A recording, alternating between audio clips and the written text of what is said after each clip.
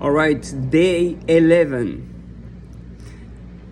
We'll continue with Rav Tzvi Yehuda Kook.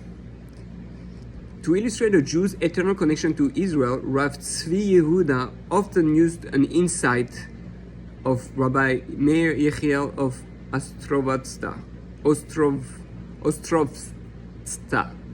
one of the great Talmudic geniuses of the past generation. He was a prodigy, a giant in Torah, and a tzaddik famous throughout the Jewish world. All of his life was spent in fasting. So Rav Tzvi Yehuda told us he felt a need to live this way above the ways of ordinary men. Only occasionally would he taste something or nap a bit, then immediately return to his learning. When Jews meet, they customarily exchange shaloms and ask, where do you come from? The usual response is, I come from Belgium, Brazil, or Colorado. The Admor of Ostrovsta says, every Jew is obliged to answer, I come from Eretz Israel. Someone, where you come from? I come from Eretz Israel. This is a very deep insight telling us that every Jew in his innermost essence belongs to Eretz Israel. That's who are you? I'm an Israelite. Who are you? Where do you come from? I come from Israel. What's your purpose in life? To be a light into the nation. This is what we have to think. So we have to change the way we talk. When we change what we desire. We're in Galus, we don't even think of those things. We're busy with bills and selling the house or moving or Corona or whatever it is.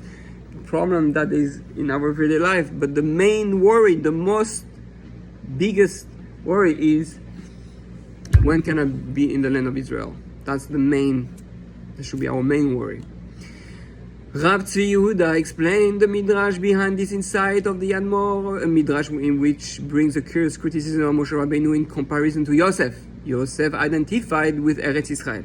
He admitted it freely when he said, I was certainly stolen from the land of the Hebrews. Therefore, he merited, which it says in, trying to see where. No, it's going to say. It was in Bereshit 40:15. Therefore, he merited to be buried in Israel. Moshe, in contrast, didn't acknowledge his homeland in the incident with Yisro's daughters, who reported to their father, an Egyptian man saved us. Moshe heard this and kept silent. Egyptian? I should never have said Egyptian. I have to read. I will read the piece that it speaks about Moshe Rabbeinu soon in Midvarim Rabbah. He says Moshe, in contrast, in the Admor of Ostrovsta asked why the sages find fault with Moshe for not saying he was from Eretz Israel. After all, he was born and raised in Egypt. How could he lie and say he was from Eretz Israel? The Admor of Ostrovsta replies that through Hashem's promise of the land to Abraham's descendants, Moshe belongs to the land. So he should have said, I am from Eretz Israel, from Eretz Canaan. So the Dvarim Rabbah says like that. Moshe said, Master of the universe, Yosef's bones will enter the land, and I won't enter? Hashem said to him, he who identified with his land will be buried in his land, and he who didn't identify with his land will not be buried there. Yosef acknowledged his land, where the wife of Potiphar said, see, he brought us a Hebrew, and he did not deny it. Rather, he answered, I was certainly stolen from the land of the Hebrews. He will be buried in the land. You who did not acknowledge your land, you won't be buried there. How did this happen? Yisro's daughter said, an Egyptian man saved us from the shepherds. And he heard and was silent. Therefore, he won't be buried in his land. So because he lacked at the end of his life, he had tremendous desire for it, he understood. But Hashem said, it was not strongly enough rooted. I mean, one of the many reasons he didn't go. Not strongly rooted in it, you're not yet ready for the land of Israel. Because of that little mistake. So it's so important to realize, to think, Who are you? I'm an Israeli. Even though you're, technically I'm born in France, I was born in America, raised in France, lived in America, again. But really, when someone asks you, who are you? I'm an Israeli, I'm a Jew. Where are you from? From Israel. That's what we have to respond. Oh, so you were born there? No. Oh, you grew up there? No. But that's where I'm from. That's my soul. My soul is from Israel. My people are from Israel. My family is from Israel. That's where I belong. That's where I come from. Oh, yeah, I happen to be born in this country. I happen to be raised in this country. I happen to live in this country. America, France, Europe, whatever, doesn't matter. But this is not where I'm from.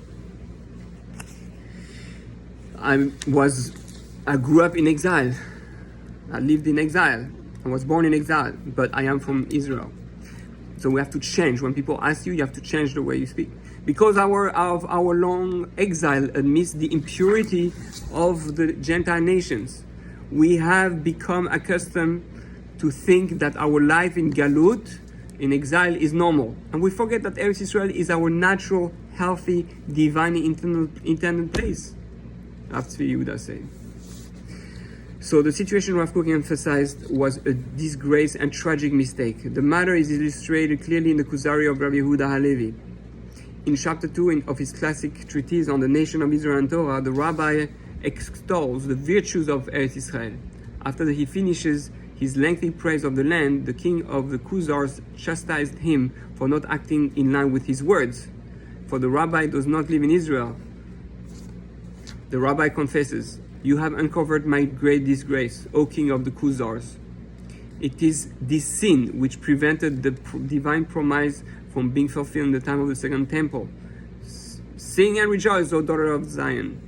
For divine providence was ready to restore everything as it had been at first. If all of them had answered the call and returned to Eretz Israel in gladness, but only a small portion responded, while the majority and the Gedolim among them remained in Babylon, preferring exile and slavery under the Gentiles rather than giving up their houses and their affairs." We're not speaking about slavery necessarily of like pain, slavery of being part of the government, slavery of being part of a system of capitalism and democracy or whatever it is that you have in America and other countries. This is a slavery. We're slaves from the technology, from the system, from the government, and we have to be free. The only place to be free is in Israel. And here he says, especially the Gedolim. If all the Gedolim will move to Israel today, wouldn't all the individuals follow? Yes, certainly. So don't wait for the Gedolim to tell you. All the real Gedolim are probably already there. Whatever Gedolim they are today. If we had been willing to approach the God of our fathers with a pure heart, He would have granted us the same salvation which He granted to our forefathers in Egypt. Now, since this isn't so, our prayers to worship at His holy mountain, worship at His footstool, and He who restores His glory to Zion, and other prayers like these are like the speech of the parrot and the chattering of the starling. Meaning, we're not, when we speak about Israel, we're just like, it's a nice, it's poetic, it's very nice. But we don't feel the pain in our heart, like, I want to be there, I love being there. It has to be something very tangible. We have to feel it in our hearts. We say these words and others without true belief in our hearts, as you rightly observe, O Prince of the Khuzars. So that's the Kuzari says. Maybe one will read some of the Kuzari.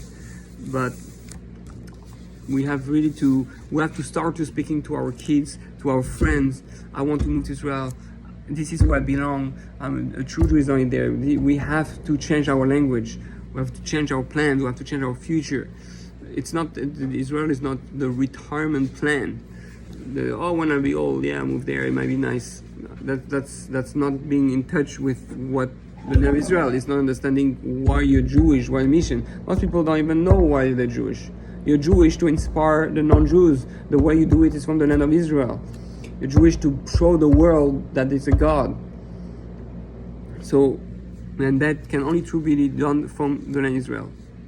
So, may we all be able to change our language, change our vision, change our perspective, change our goals, and long-term goals and short-term goals, because Israel has to be always part of our goal. Those who get married, try to start there. It's so much easier to start there. So may we really try to make it tangible, feel it, miss it. The more we talk about it, the more it has to be every Shabbat table we should speak about it. When you eat some food, I remember Rabbi Mishinsky, Akiva Mishinsky, very holy Yid from Monsey. That's all. So he always had. He was eating a little bit.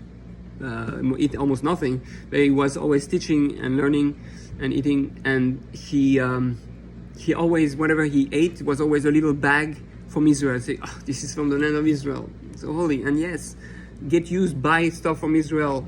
Should we choose a wine from Israel. Connect to your land, it's special. Every Birkat Hamazon, al Haaretz be'al Hamazon, nodeh lecha al the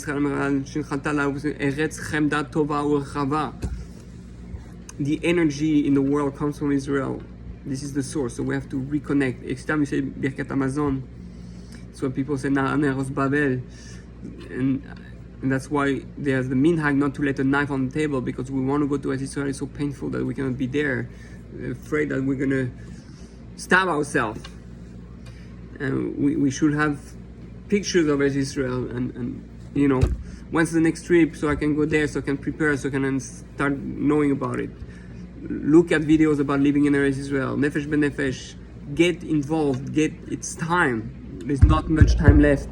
If we can at least create a strong desire for it, at least create a longing for it, even if you don't move there right away, you will be more safe, you will be more connected, you will have more, you deserve more to be in the land of Israel. So may we all long for Israel like never before. Baruch Adonai L'olam, Amen v'Amen.